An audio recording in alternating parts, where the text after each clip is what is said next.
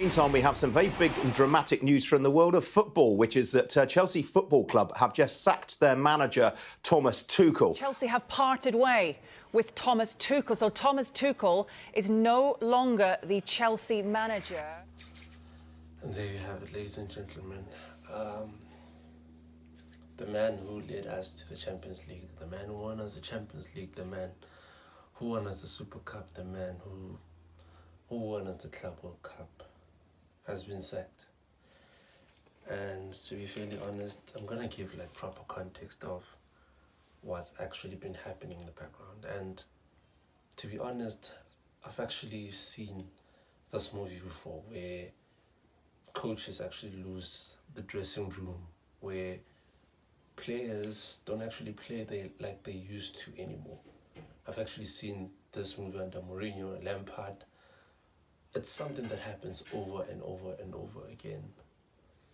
And for me personally, I actually backed Tuchel to actually be given that first contract of being a coach that will actually sit in longevity.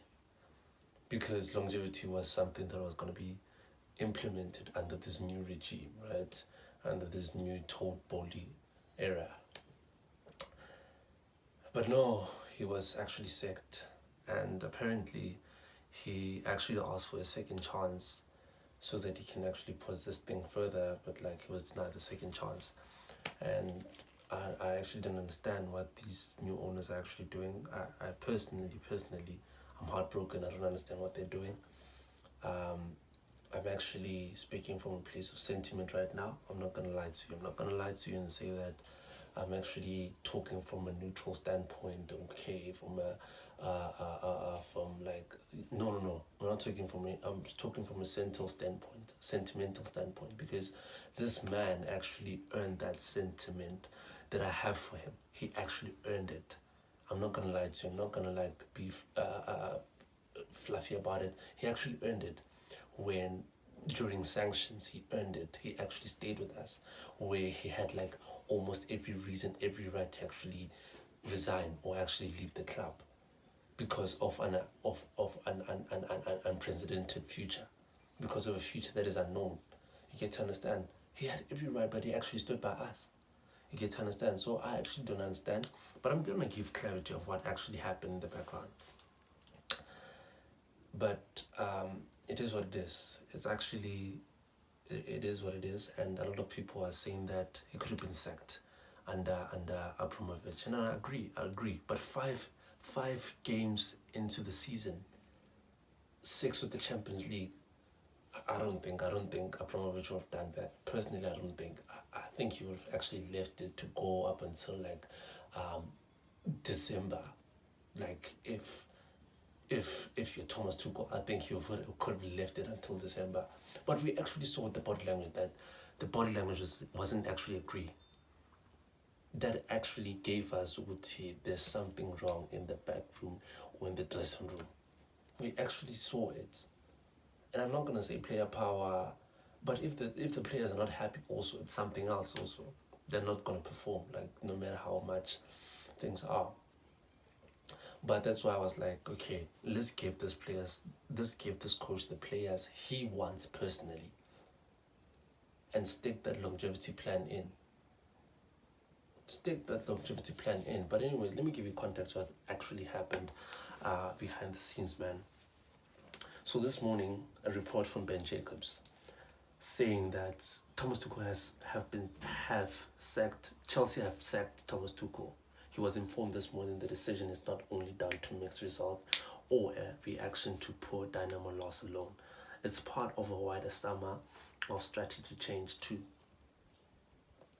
The new American owners had every intention of sticking with Tuchel when they first joined, and by spending 270 million plus euros, they backed him with a record spend, but there were doubts and eventually friction over how he handled the ownership transition.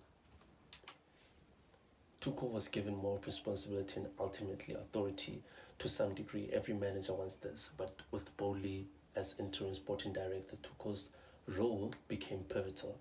Bowley and Tuchel were in daily contact, often for hours. There was a consistent stream of calls. Tuchel became frustrated during the window and communication broke down at times, right, when Tuchel's input was needed the most.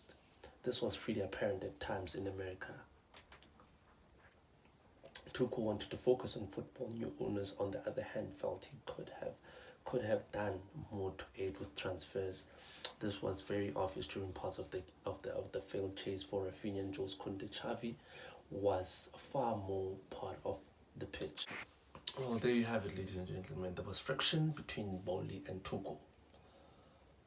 There was friction, and right now my worry is that we don't have a football brain left in the club. You had Marina, you had Peter Sech, you had Bruce Buck, you had, who else do you have? All of them are gone, including Tuchel. All of them are gone. So now you have owners that know how to run a business but not a football club left. We don't have a director of football yet. It could have been better if we sacked Tuchel after hiring a director of football. And I'm not saying it could have been better, but like you get the gist. Like sacking Tuchel, man, is something that I don't actually understand personally, but it happened. I'm so worried about the club's direction right now. I'm actually worried. Chafere, you have the candidates that you have, who is Graham Potter, Pochettino, and Zidane. And I don't want Pochettino in this club.